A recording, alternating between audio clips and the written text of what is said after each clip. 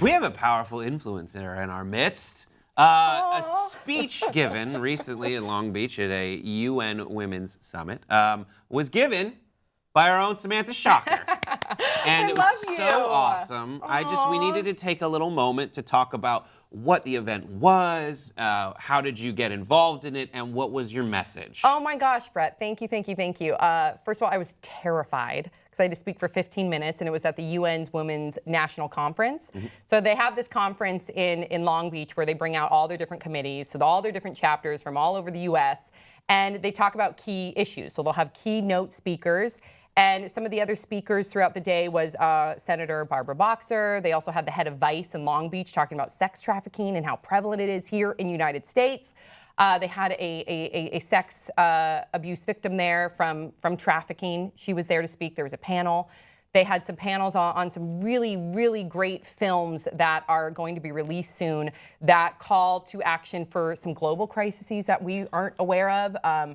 Like genital mutilation and violence against women and women's rights. And then my job, as well as Rowan Blanchard, she's the young 13-year-old megastar. She's unbelievable. She's from Girl Meets World.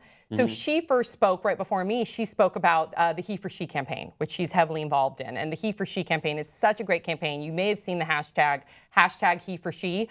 That is it's a movement, it's a solidarity movement where they're calling on boys and men to help speak out for women's rights, for gender equality. So instead of it, in the past, some people have had this misconception of feminism as a dirty word, like as a divisive word, as in women against men. And so the He for She campaign really calls for everybody to partake. And you can go to heforshe.org. And as boys, as men, as girls, women, you can hashtag it, you can sign up, you can pledge, just in accordance to gender equality. Yeah, and you've mentioned everyone else. Okay, so now I want to know what your speech was about. So my speech was basically I was told, and I had met Lucy Hamilton, who is fantastic. Lucy Hamilton is the treasurer over there at the UN Women's National Conference Committee. She's the treasurer, and I had met her at another event. I forget the event, but it had to do with women's rights. And I had met her there, and we began speaking, and I started to talk to her about how impressed I am with all that they do on the ground. And I love that now more than ever, we're seeing change quickly, not only because of the activism through the people doing things on the ground, but through the help with social media and really the connectivity power.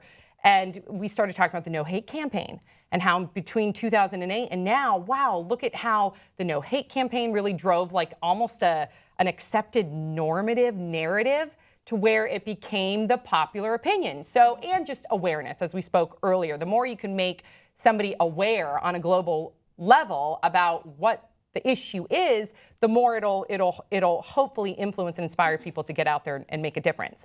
So we started talking about that, and she said, wow, I would love if you could come and speak at the end and kind of leave on a high note on how we are creating change, because we do have a long way to go, and how social media is helping drive that change.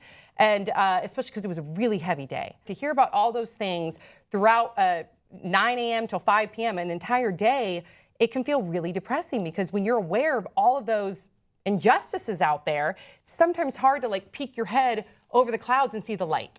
So that was my job, was just to like remind them all that what an incredible job they're doing. And I used a lot of statistics on social media on how, like, for example, the He for She campaign, 1.2 billion conversations on social media since it came out 8 months ago.